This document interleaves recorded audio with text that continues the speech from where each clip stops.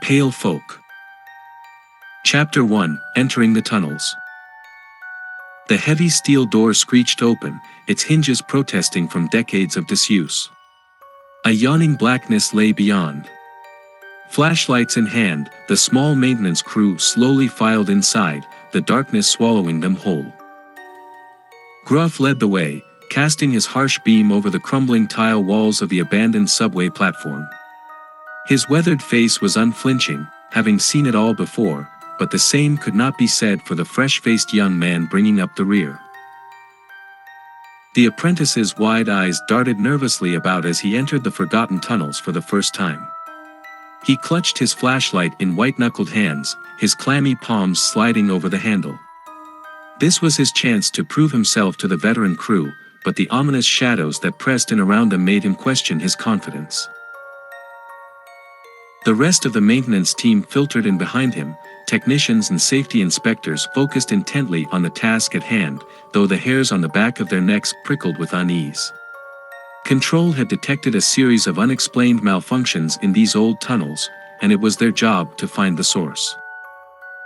Their boots splashed through murky puddles as they moved away from the platform. The apprentice startled as droplets rained down from the curved ceiling. The stale, oppressive air was cold and unsettling. He opened his mouth to ask how much further, but caught the stern expression on Gruff's face in the flashlight glow. The silence carried on, unbroken. They continued down the crumbling service passageways that snaked out from the platform. The walls were tiled in grimy mosaic patterns, depicting long-forgotten civic pride slogans from decades past. Many of the tiles were broken or missing, leaving mottled gaps like missing teeth. Up ahead, Gruff halted the group with a raised fist. His light revealed a pile of concrete rubble blocking the passage, likely the remnants of a tunnel collapse long ago. The debris reached almost to the ceiling. Control didn't say anything about this. "Can we get through?" one of the technicians asked. Gruff shook his head. "We'll have to take a detour. There should be a side passage further back we can try." The group began retracing its steps. The apprentice felt a growing unease, like the tunnels were a giant organism subtly shifting around them. He nearly jumped out of his boots when a rat darted across his feet, disappearing into the darkness. The beams of their flashlights began flickering and dimming oddly. Gruff smacked his a few times until it stabilized. "Let's just find this damn malfunction and get out of here," he growled. The apprentice lingered in the rear as the rest of the crew moved ahead. Next to him, an antique payphone sat recessed into the tiled wall, its coin slot grinded with accumulated grit and dirt.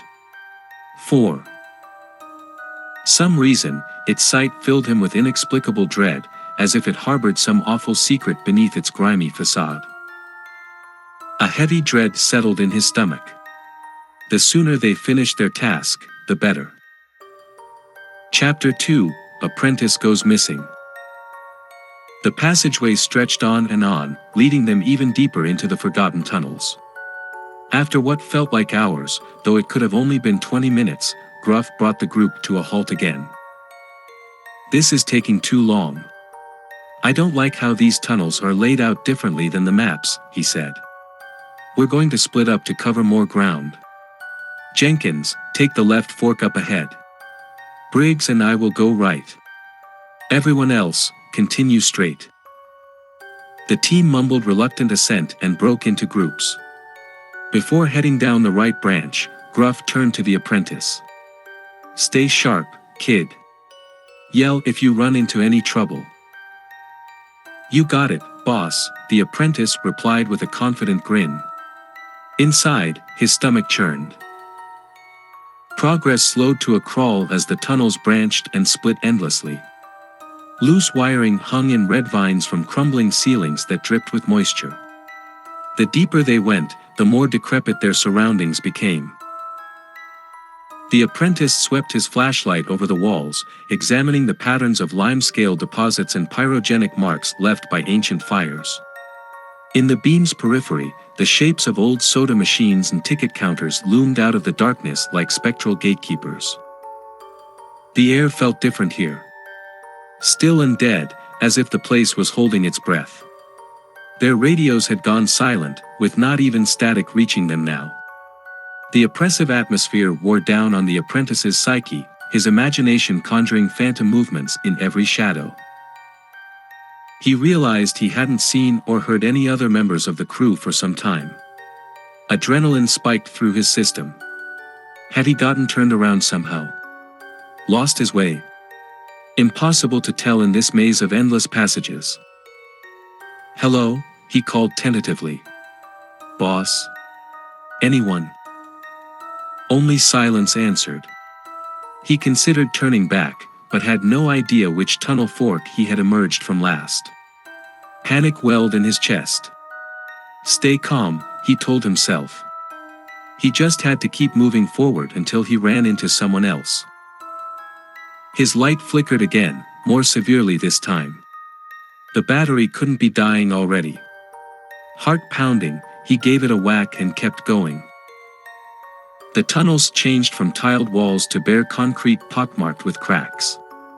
Many of the cement slabs had broken loose, and some were missing entirely, opening jagged window holes into pure darkness.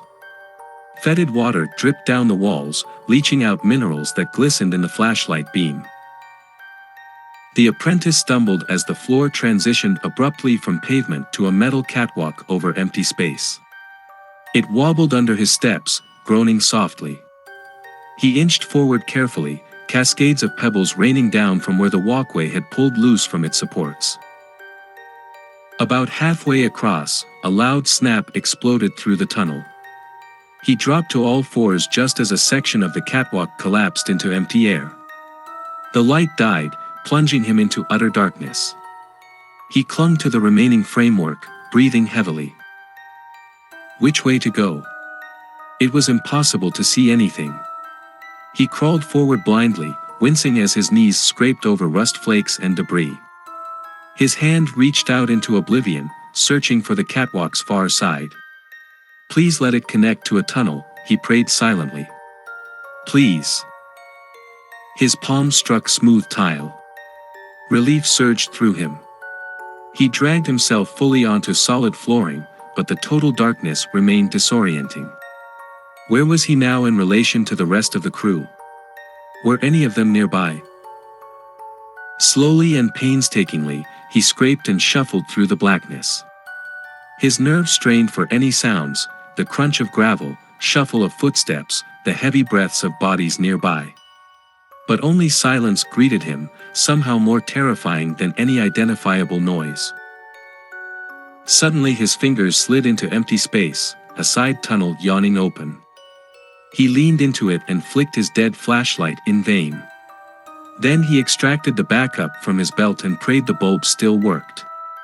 It flared to life, and he could have laughed out loud. Shining the weak beam down the tunnel, he glimpsed a familiar grizzled face looking back, lit from the side by a flashlight around a corner up ahead. "Gruff! Over here," he yelled ecstatically. The face lingered, eyes meeting his for a long moment. Then it slowly withdrew back around the corner. The apprentice hustled to follow, ignoring the unease crawling across his skin. But after rounding several turns and descending a crumbling staircase, he found no sign of Gruff or anyone else. Just another empty passage stretching into darkness. Apprehension swelled once more. Something wasn't right here. He needed to get back to the crew immediately. Sticking close to the wall, he backtracked step by step, waving his flashlight at every junction, praying for a familiar silhouette. Instead, his light glinted off objects in a large standalone room he had passed, strange symbols painted onto the walls, piles of debris arranged in ritualistic patterns, bundled sticks of incense and candle stubs strewn about. Uneasy recognition stirred in his mind. This was no ordinary malfunction. He jerked his light upwards as an unnatural skittering noise drifted from the ceiling. A shadowy, disjointed figure crawled across the ceiling tiles, pausing upside down to stare back with glistening black eyes set in a pale, hairless face. Its lips peeled back to reveal rows of sharp, tiny teeth. The apprentice's heart seized. He spun and ran blindly into the dark, all thoughts of finding the others forgotten. Frantic survival instinct took over, sending him plunging through twisting passageways and down worn stairwells, anywhere to escape the thing's pursuit. Its sinister clacking trailed him as he sprinted. When he dared glance back, he saw only fleeting movements at the edge of his light beam, but they spurred him to run faster. Up ahead, the flashlight illuminated a solid brick wall crossing the tunnel, a dead end. He scrambled against it, hands searching for any opening, however small. Finding none, he whirled to face the blackness barreling down on him, tasting coppery blood as he bit his tongue. The skittering noises ceased abruptly. Dread clawed inside him during the silence that followed. Where was it? Why had it stopped chasing him? Starting to hyperventilate, he turned back towards the wall. With frantic fingers he clawed at the seams, prying and scraping at the crevices. He had to get through this barrier, or he was as good as dead. The rough brick shredded his fingertips, but he barely felt the pain. There had to be a way. Suddenly the wall shifted under his panicked prying. One of the bricks tilted and slid inward with a soft grind. A hidden latch. Hardly daring to breathe, he pulled the recessed brick further until the entire section of wall slowly swung open on hidden counterweights, revealing a small opening into the space beyond. The apprentice dove through without hesitation and heaved the door shut, plunging himself back into blackness. He curled up tight, mind reeling. Gradually his frenzied gasps evened out, though his heart continued to slam against his ribs. He fumbled to switch off the flashlight, relying on his ears instead. Long moments stretched by. No skittering reached him, no inhuman sounds at all. He was alone. Unsure what else to do, the apprentice waited motionless in the dark. How long would he have to stay here? Or was this chamber just a trap, a dead end like the tunnel outside? What the hell had he glimpsed out there anyway, some emaciated ghoul or mutant? His mind could scarcely comprehend it. Exhaustion gradually overtook his adrenaline rush as the minutes crawled by. He drifted into fitful sleep, his dreams haunted by horrors that crawled just out of sight. Chapter 3: Finding Remains and Ritual Artifacts. Hunger pangs finally roused the apprentice from restless sleep. With fumbling hands he checked his watch. He had been holed up for nearly 8 hours. Shock pulsed through his stiff limbs. Surely the rest of the crew was searching for him by now. Pressing his ear against the cold brick, he listened intently. No skittering or other noises came from outside.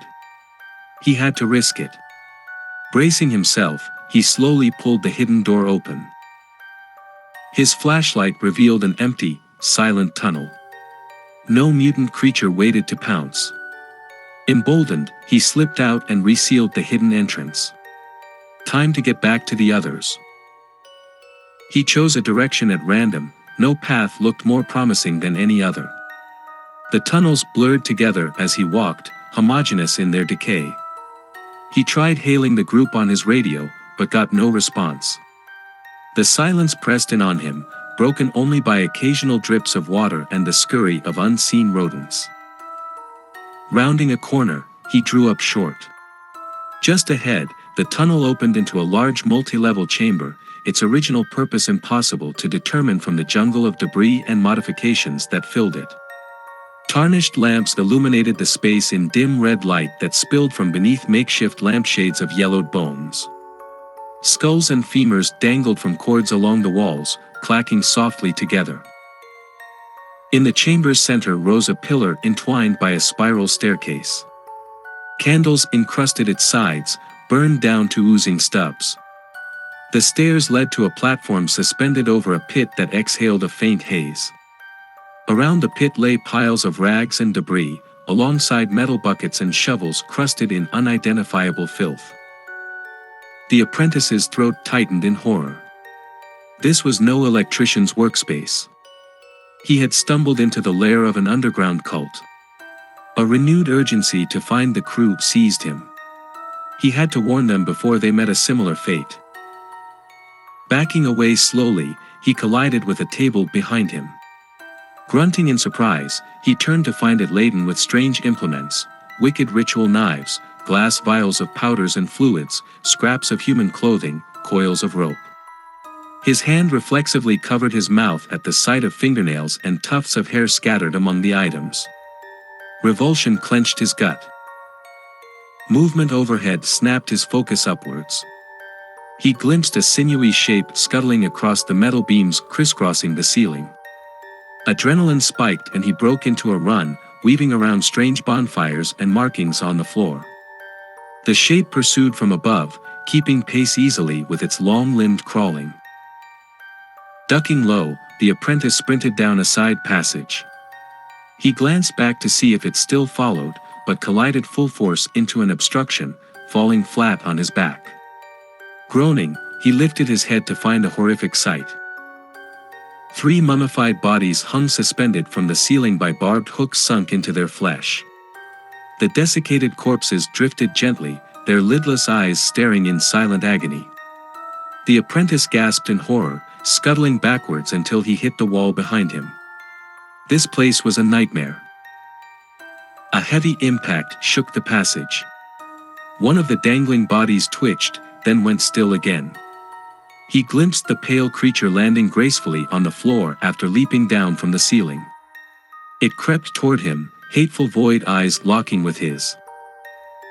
The apprentice's wide gaze darted wildly about for any means of escape.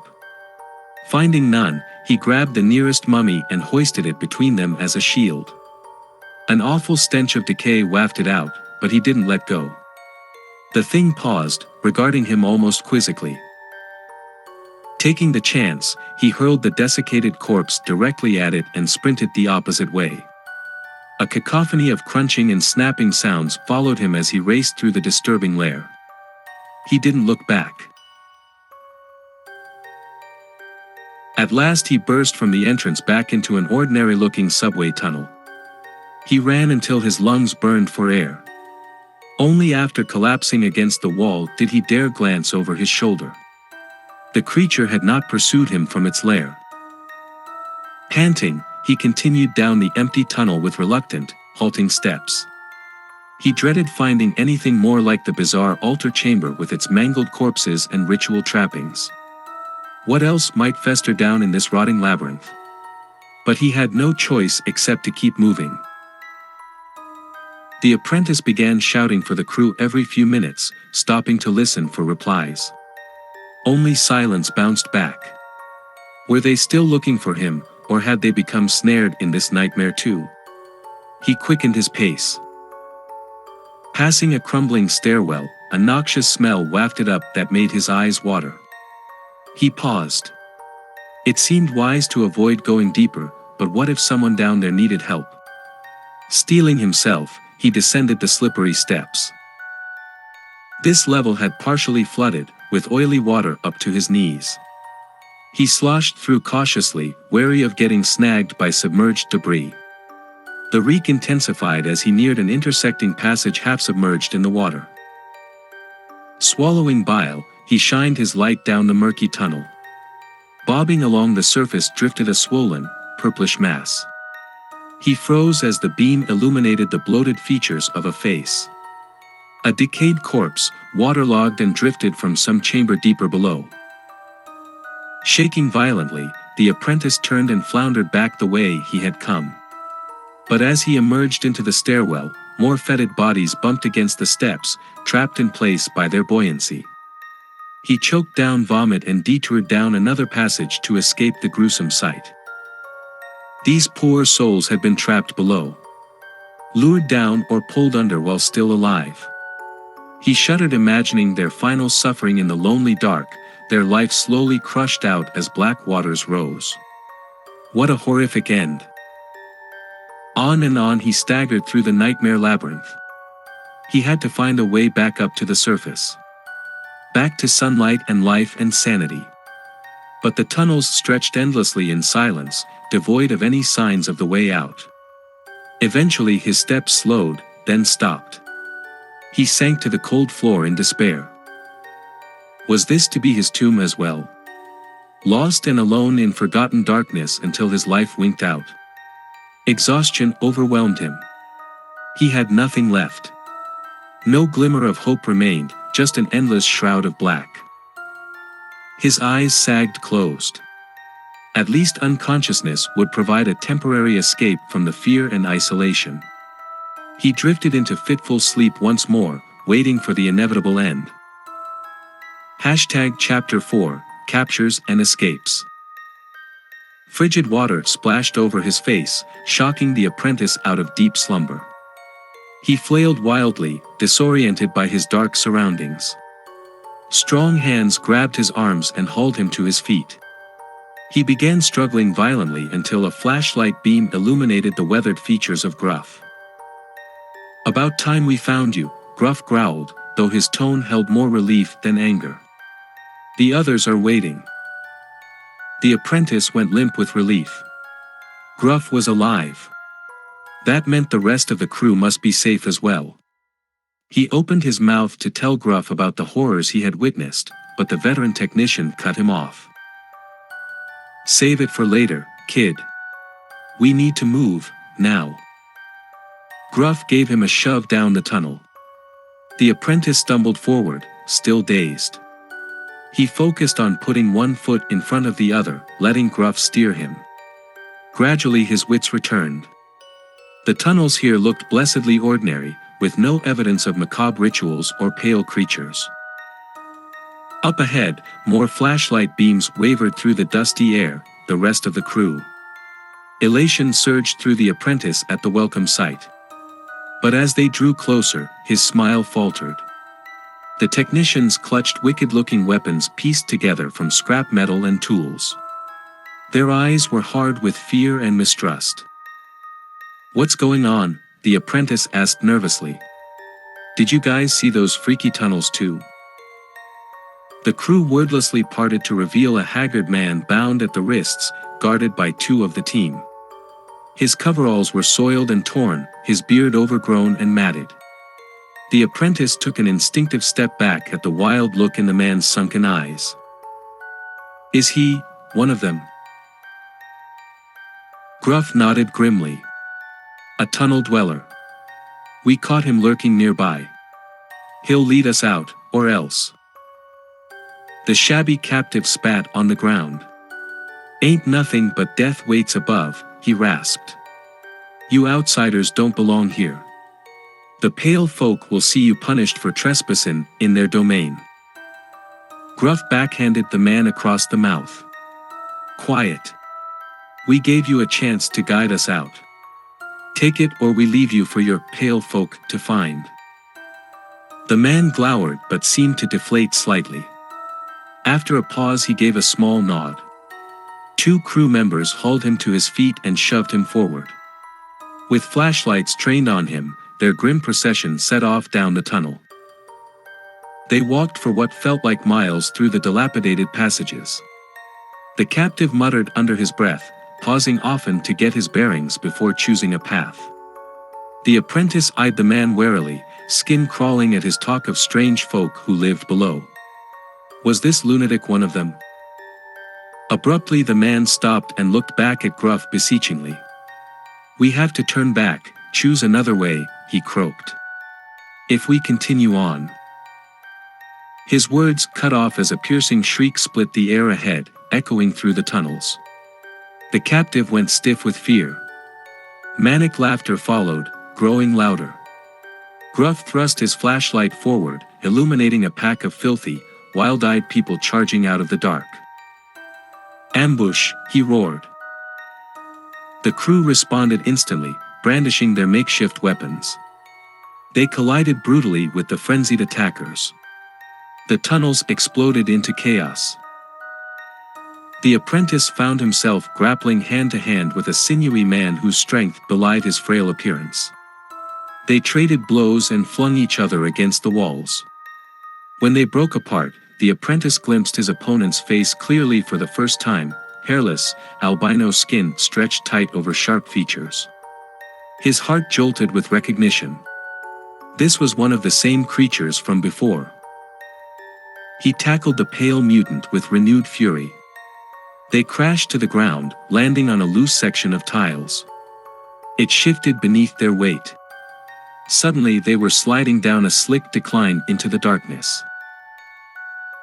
The apprentice thrashed to arrest his descent, but the slippery surface carried him on an uncontrolled plunge into the depths. He collided with the albino over and over as they careened downward. Without warning, the chute opened into empty space. Weightlessness seized him for a split second, then impact as he crashed through a thin barrier. The soft landing stunned him. Shakily he sat up, finding himself sunk into a pile of rags and debris. He had fallen into some artificial cavern carved out below the tunnels. Moans drew his gaze upwards. Overhead, the pale mutant clung to the chute opening above, legs dangling. It looked dazed from the fall. The apprentice seized a chunk of debris and hurled it, striking the mutant's fingers. It lost its grip and plummeted down after him. He rolled aside as it hit the junk pile hard. Before it could recover, he was on it, raining down blows fueled by terror and desperation. The pale creature thrashed and clawed at him weakly until at last it went still. Panting, he clambered out of the refuse pile and took stock of his surroundings. Dim light filtered down the chute from the tunnel above. The cavern's walls were crudely reinforced with rotten wood beams, barely holding back the crumbling earth. Old furniture, drums, and other debris filled the space haphazardly. A tunnel mouth yawned in the far wall. The apprentice rushed over and peered inside. It seemed to connect to the old subway tunnels, maybe it could lead him back to the crew. He glanced back once at the still form of the pale mutant, then plunged into the dark passageway. It took him through sharp twists and turns, sloping ever downward. He slowed, doubting he was going the right way. But before he could turn back, voices drifted ahead, the crew. He moved faster, heart soaring. The apprentice emerged into a large chamber and froze. Across the room, Gruff, Jenkins, and Briggs hung chained to a brick wall, bloody and semi-conscious. The rest of the team sprawled dead on the floor. Standing over them were a dozen more pallid, bald mutants. One of the creatures turned and glared at the apprentice with fathomless black eyes. It took a step towards him, clutching a wicked ceremonial dagger. The apprentice's muscles locked in primal terror. Without warning, a bloodied hand smashed loose stones from the wall beside Gruff and the two other men. They collapsed through the hole and out of sight. The mutant shrieked in rage, forgetting about the apprentice. It raced over and peered through the hole, then screeched commands in a sibilant tongue to the others. Soon the whole group had slithered into the opening and vanished as well. The apprentice stood frozen until their echoes faded. Then he stumbled over to the hole. A narrow gap in the bricks provided just enough room to squeeze through. He emerged into a small chamber glowing with faint phosphorescent light. Inside, he found Gruff and the two crew members collapsed on the floor, badly injured but alive.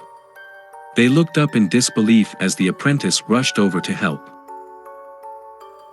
"Come on, we have to keep moving before they come back," he urged, pulling Gruff's arm over his shoulder. Together they staggered down the winding room, supporting each other over piles of broken masonry and other debris. They had survived this long through hellish adversity. Somehow, they would make it out together. Chapter 5: Deeper Tunnels and Chambers. The three survivors crept along cramped earthen tunnels no human hands had carved. Roots poked through the walls and ceiling, creating natural braces. Each step kicked up clods of damp soil that clung to their boots. Days of terrorizing ordeal had taken their toll. Gruff clutched his side, face pale and beaded with sweat. Jenkins and Briggs moved with exhaustion-bowed postures, relying on the walls to hold them up. But they persevered, driven by raw survival instinct. The glow of phosphorescence kept their eyes pointed forward. Its source came from clusters of fungi sprouting around tunnels carved by burrowing insects. In the silhouette of green bioluminescence, the holes resembled Stygian eye sockets staring back from the darkness. Gruff called a rest break. They slumped together against a root mass bulging from the earth between two tunnel openings. Briggs dug a couple protein bars from his pack and passed them around. As they sat gnawing the meager rations, a resonant click echoed down one of the tunnels, then again from another, moving legs clicking over stone. Gruff put his finger to his lips, and they listened intently. When no further noise came, he gestured onwards. The burrows joined into larger spaces. Remnants of the original subway tunnel's rusted rails emerged from the dirt floor, disappearing again where collapses had buried them. Soon a faint vibration accompanied the drip of moisture sliding down plant growths on the walls. Ahead, one of the ancient subway tunnels pierced straight through a natural cavern, allowing its meager light to spill inside. They approached the cavern cautiously. Their flashlight beams were met by spectacular columns of flowstone that ran from floor to ceiling. Curtains of calcite hung between the columns, channeled by centuries of dripping water. It was a palace of stone. Jenkins let out a soft exclamation. "Would you look at that?" "Quiet," Gruff hissed. "Keep moving." They crossed the cavern and re-entered the tunnel system. The earthen burrows resumed, winding ever downward. Dredd gnawed at the apprentice. How far below the city streets were they now? Would they simply keep descending until the heat and pressure entombed them? Ahead, their lights revealed an open space. Cautious steps took them into a chamber supported by rows of eroded brick columns. Gruff's light fixed on an overturned railcar against one wall, half sunk into the muddy floor. "An old maintenance bay," he muttered. "I've heard legends. Abandoned when the subway expanded past this level. Looks like the tunnels eroded around it." Jenkins traced his light over the derelict vehicle. "Reckon it could still run?" "Don't be daft," said Briggs. "No power down here anyhow." A clatter rang out, freezing them in place. Something heavy had landed on the railcar's roof. They stared up at the dark hulk. A throaty snarl reverberated through the chamber. The apprentice's innards turned to ice water. Gruff backed them towards the exit tunnel. His light revealed a ventilation duct running along the upper wall. He gestured urgently. "Get up there. I'll distract it." Before they could argue, he seized a chunk of stone and hurled it at the railcar. The resounding crash spurred the creature into motion. A huge, pale figure leapt down, blocking their retreat. Wicked talons flexed at its sides. Behind it, a spiked tail thrashed like a whip. Gruff rolled beneath the railcar as the beast pounced. It pursued him underneath, roaring furiously at the tight space, denying it its prey. Clangs and crashes rang out as it thrashed about. "Go, go," shouted Gruff. Jenkins gave the apprentice a boost into the vent, then jumped to catch his extended hand.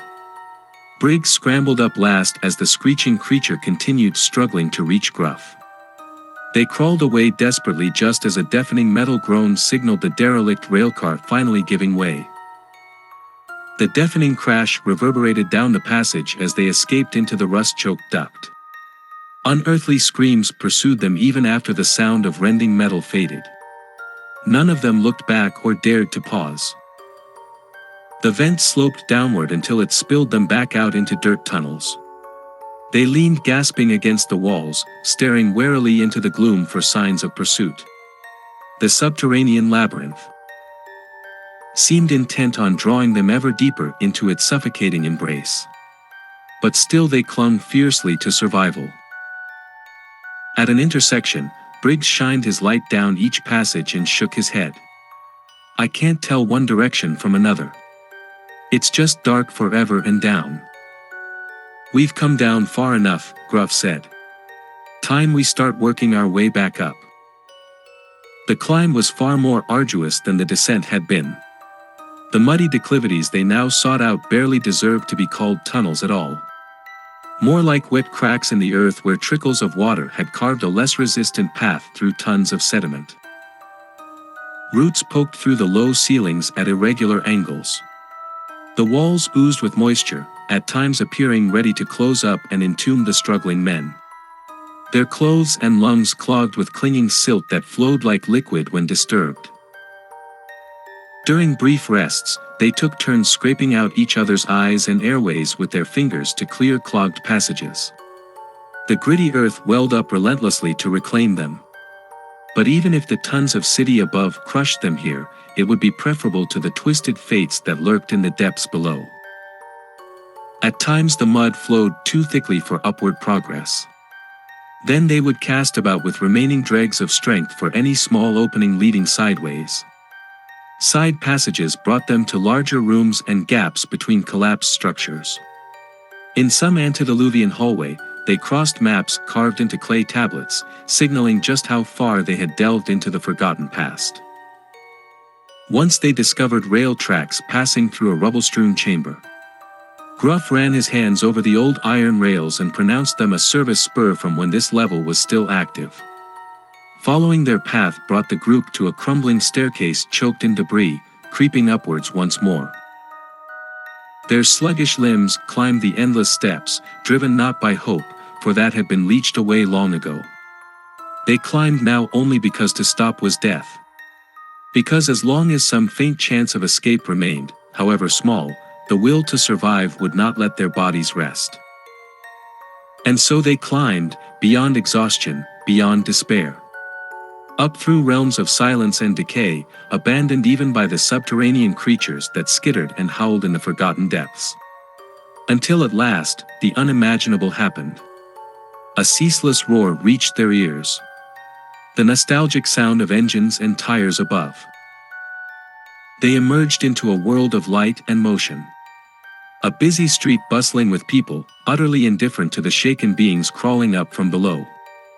For a moment the three simply lay among the crowds, weeping in gratitude, their souls not yet daring to accept rescue. Against all odds, they had emerged from purgatory. Beaten, shattered, forever marked. But alive. Chapter 6, Ambushes and Chases. They barely made it off the sidewalk before pandemonium erupted around them. Passerby shouted and backed away, some pointing upward. The apprentice lifted his gaze to see pale figures crawling spider-like across the rooftops high above. His heart seized. The tunnel creatures had followed them to the surface. Screams rang out as the albino mutants dropped onto unsuspecting pedestrians, slashing with clawed hands. Fresh blood spilled over rain-soaked pavement. Sirens wailed, and spotlights mounted on approaching patrol drones illuminated the chaos. Their automated voices ordered citizens to clear the area immediately. Windows rolled up and hover cars began lifting away. Gruff pulled the apprentice and Jenkins towards an alley.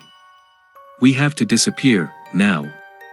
Briggs had already broken away, scrambling solo through wreckage left by panicked crowds. They almost reached the alley when a mangled body plummeted right in front of them.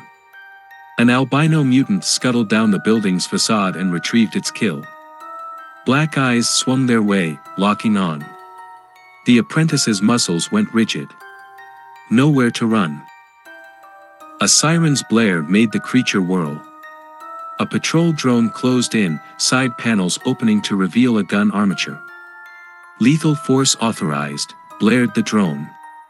"Drop the victim." The pale thing bared needle teeth and screeched. The drone opened fire, pelting the mutant with high-velocity slugs. Dark blood sprayed the air. The mangled body dropped as the creature tried scrambling back up the wall. But its limbs moved erratically now, bullet-riddled flesh failing. With one last snarl it lost its grip and plummeted onto the drone, impaling itself. Sparks flew wildly as both broken forms crashed to the pavement. "Now!" yelled Gruff. They dashed past the wreckage into the alley while the drone's systems overloaded. More sirens converged through billowing smoke. Figures darted ahead, Briggs and others fleeing the massacre. The apprentice tried hailing Briggs, but his shouts went unheard in the chaos. He kept running instead. The narrow passage deposited them onto an industrial canal. An old water taxi sat docked, still running. Before the apprentice could react, Gruff shoved him aboard. "We're getting out of this madness. Jenkins, let's go." Jenkins lagged behind, glancing over his shoulder with wild eyes. "They'll hunt us down anywhere we go," he cried hoarsely. "Underground, surface, it's all the same to those demons." With that he turned and bolted away down the canal pathway. Gruff yelled after him, but Jenkins never looked back. Cursing under his breath, Gruff steered the taxi away from the dock with the apprentice. They navigated north through a maze of vacant canals. Ancient water thrashed around them, resentful of modern intrusion. The apprentice gripped the rail with white knuckles. What if those things could swim too? But the oily water remained still. Eventually they docked the taxi and slipped through decaying neighborhoods on foot. Twisted wreckage smoldered under roiling skies. It seemed the entire city had erupted into violence and flame. They evaded emergency lights and automated patrols. Nowhere was safe anymore.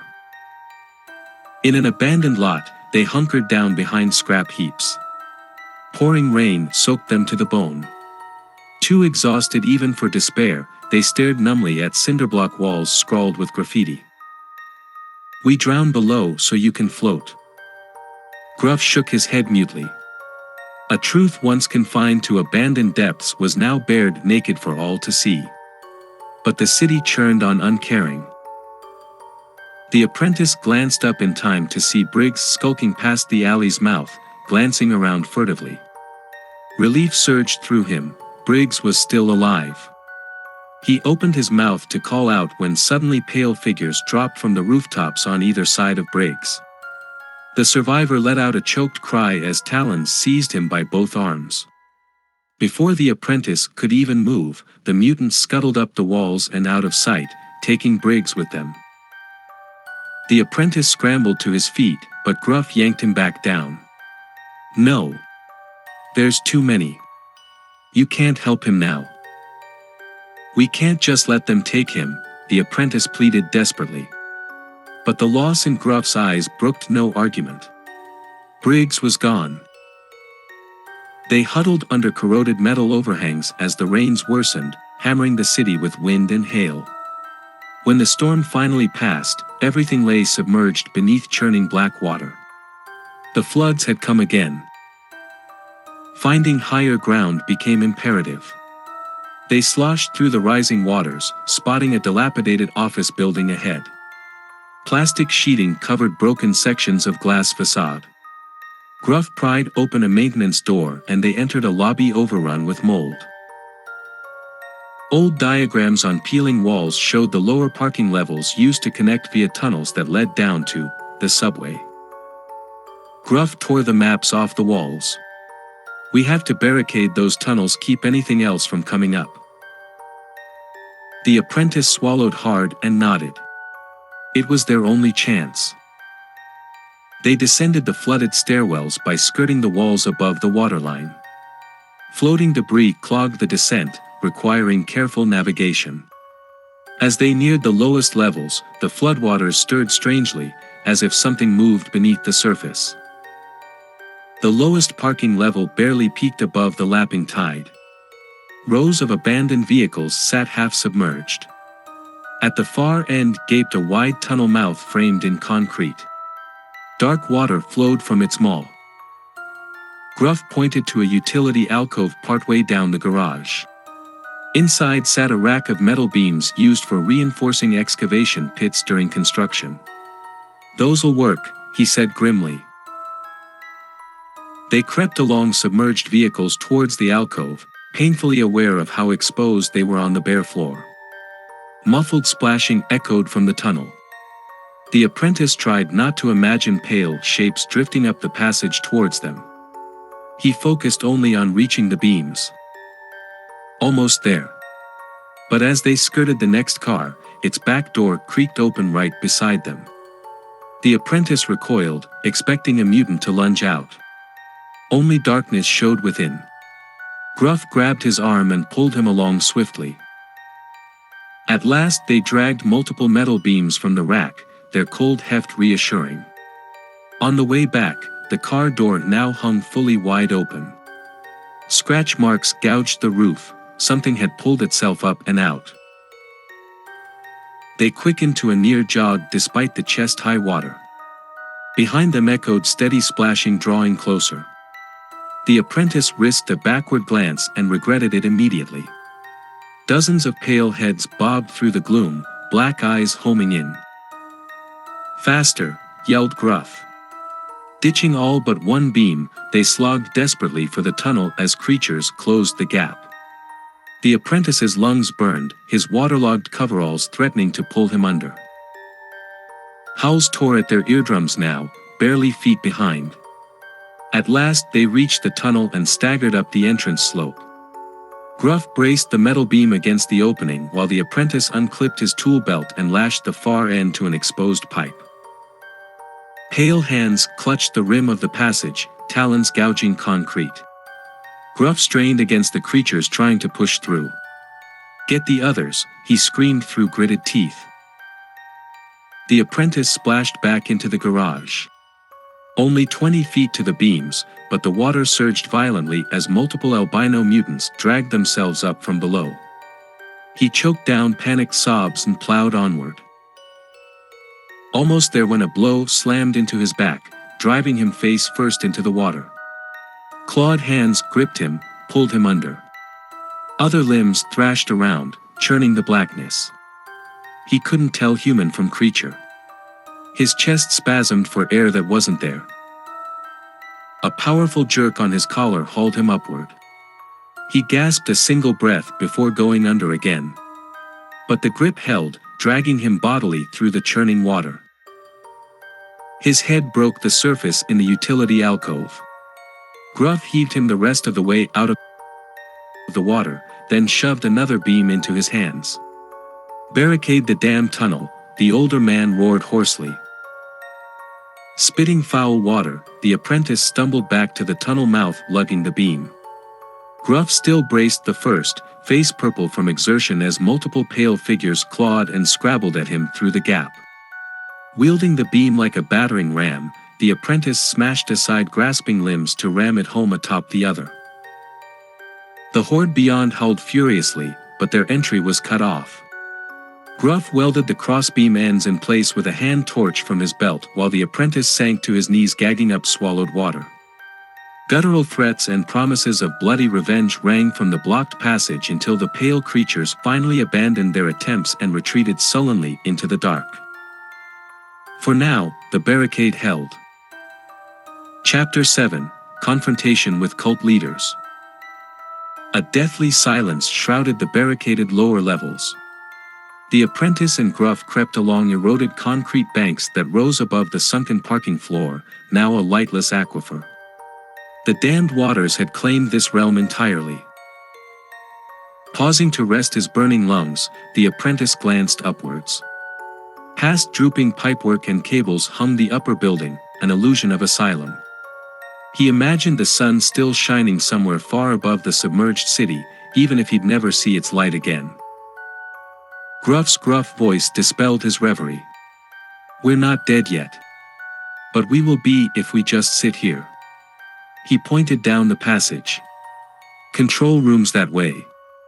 We need to get whatever information we can send back to the surface. They have to know the truth." The apprentice nodded wearily and followed. Any drive for escape had long since been crushed under cold reality. But completing their mission, getting word out about these impossible nightmares, that purpose remained. It fell to them now as sole witnesses. They climbed sloping maintenance shafts up and inward. The control room waited on an upper mezzanine level, just high enough to escape the flooding. Gruff smashed open the fortified door, revealing banks of dark monitors and control terminals. He set to work powering up the auxiliary system while the apprentice searched for rations or other supplies.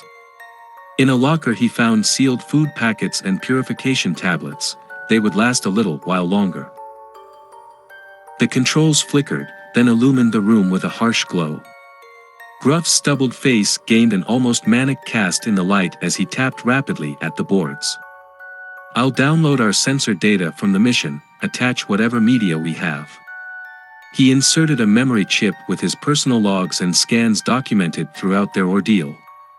Not enough hard proof, but it's something. Next he opened a channel using the old emergency protocols. The apprentice watched numbers and symbols stream by as it connected to anything within range. "Send the package on repeat," Gruff rasped. "Blanket every frequency."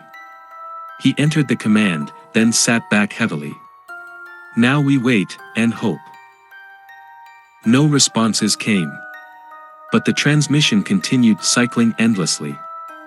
As long as it remained open, there was a chance. They took turns sleeping on the moldy floor while the other kept watch. Both jumped violently at any dripping or echoes from the drowned lower levels. Neither dared voice their terror that the barricade might fail, that pale scuttling shapes might come crawling out of the dark at any moment. The wait dragged on. Eventually Gruff shook the apprentice awake. His eyes burned with renewed intensity. "We should keep moving. Can't stay here forever." He gestured to the console. "According to the schematics, there's industrial equipment and possible transport on sublevel 14. Might be our only ticket out of here."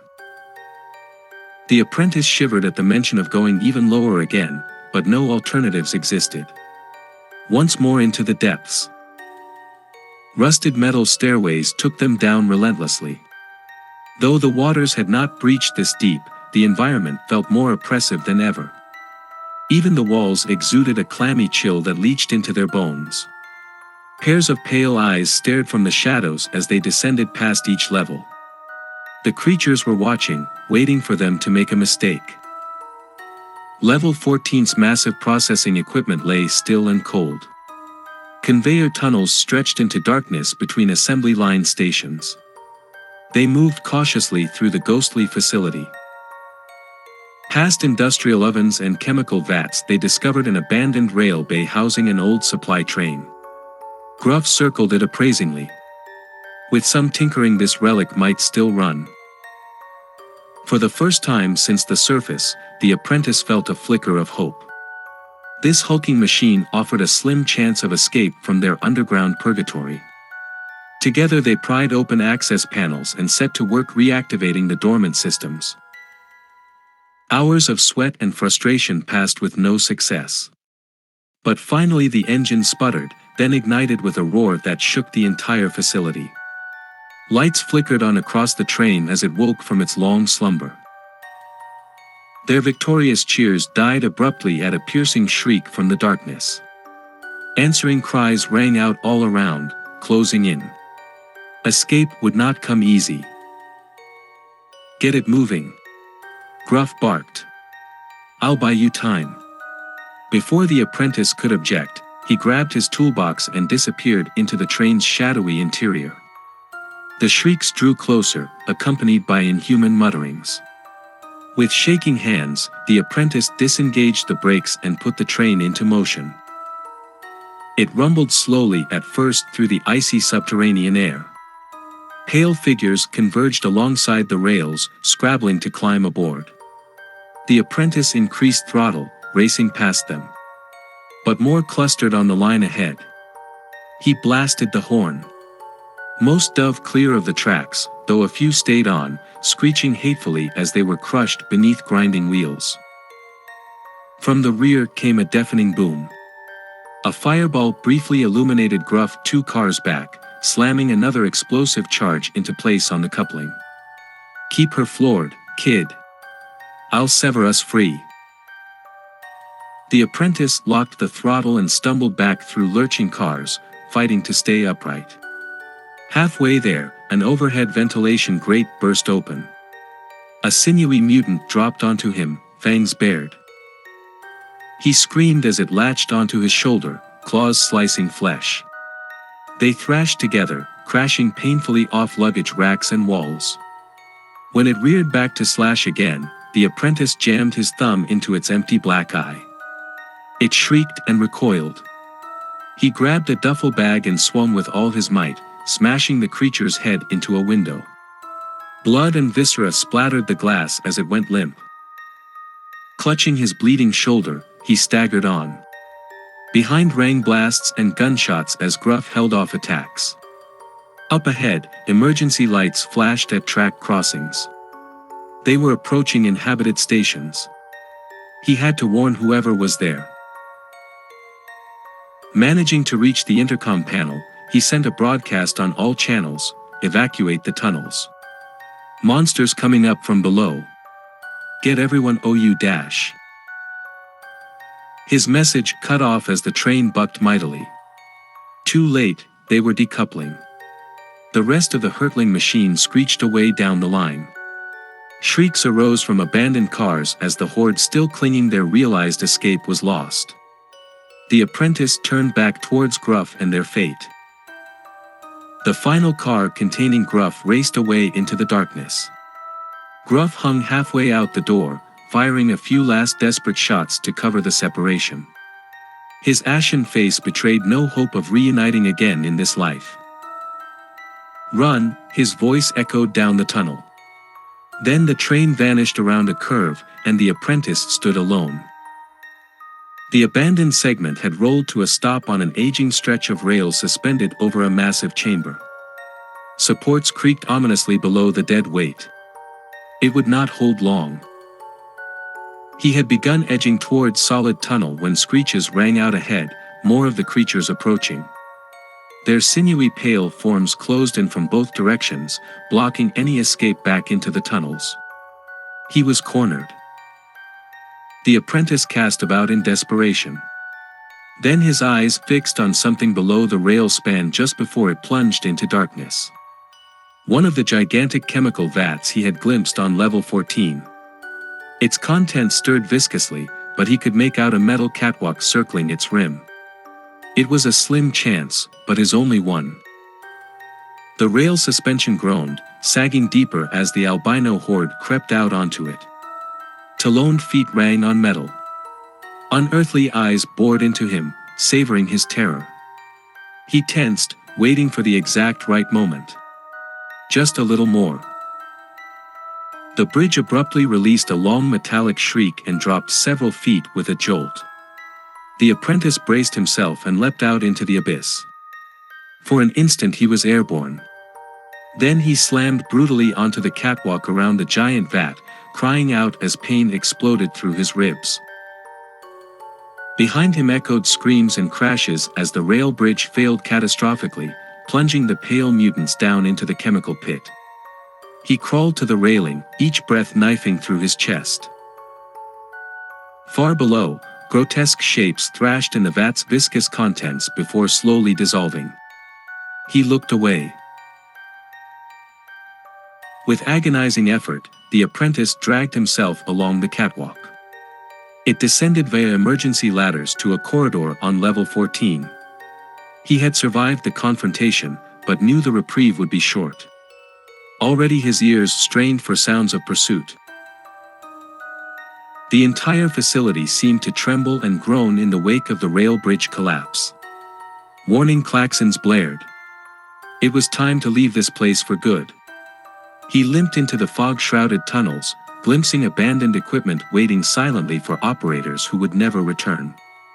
This time he didn't look back. Chapter 8: Escape to the Surface. The apprentice staggered onward, relying purely on survival instinct. His injuries should have immobilized him, but raw desperation kept him moving. Away, he had to get away from the horrors chasing up from the depths. He leaned against the wall for support, leaving a dark smear on grimy tiles. Each small movement triggered new waves of pain, but he knew stopping meant death. Footsteps lurched ceaselessly forward. Eventually he found himself ascending, one laborious step at a time. The air grew warmer, stirring strange recollections of sunlight on skin. He clung to those sensations like a lifeline, hauling his broken body up and up, far above the pale reaching claws that haunted his nightmares. The stairs terminated abruptly, obstructed by heavy rubble. He peered desperately through cracks in the blockage, but could not make out what lay on the other side. Steeling himself, he squeezed through small gaps between the debris, jagged edges tearing flesh. If he got trapped trying to cross, his doomed fate here would be sealed.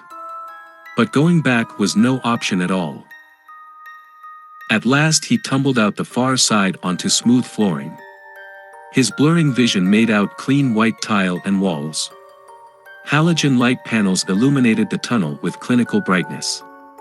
The apprentice dragged himself off the floor and laughed brokenly. Somehow he had found his way back up to the modern subway levels. Cautious steps took him through the pristine station, expecting death to leap out from any shadowed corner. But nothing moved except a stray newspaper tumbling along the platform. He reached the turnstiles and ascended to the streets. The city had transformed in his absence. Military quarantine zones blocked off ruined districts. Patrol drones buzzed overhead ceaselessly.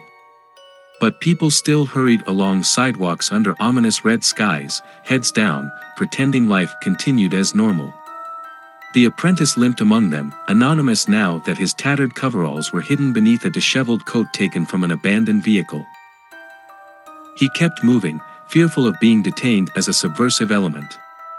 Gruff's warning echoed in his mind: he had to tell someone the truth before this unstable appellation tore itself further apart. But who would believe the haunted refugee with his wild stories of underground cults and predatory creatures? The apprentice had no proof except scars on his body and deeper wounds etched upon his psyche. Still, he had to try.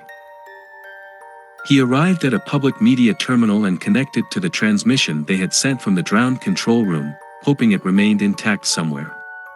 But only a single line of text displayed in response. Message deleted due to unauthorized access of emergency channels. Misuse carries criminal penalties. All their efforts and suffering, erased. He staggered back from the screen in despair. Without the sensor data, he had no chance of convincing the authorities. They would lock him away as just another madman, denying the true danger that lurked below. In that moment, the apprentice accepted that he would not emerge from these trials alive. The pale folk from the depths were apex survivors. Cunning and patient, they would run him to ground soon enough. But first, he had to make the city understand the peril encroaching from their buried past. He spent hours drafting an anonymous message detailing the creatures rising up through abandoned tunnels, the bloody massacres and horrors they had witnessed below. It contained a primer on the hidden access points dotting the metropolis where denizens of the dark could infiltrate, and the vulnerable infrastructure that provided their path upward. He described the albino mutants' motivations and tactics, laying bare their menace. In conclusion, he provided protocols to blockade their advance, or at least slow it enough to evacuate civilians. The apprentice paid to transmit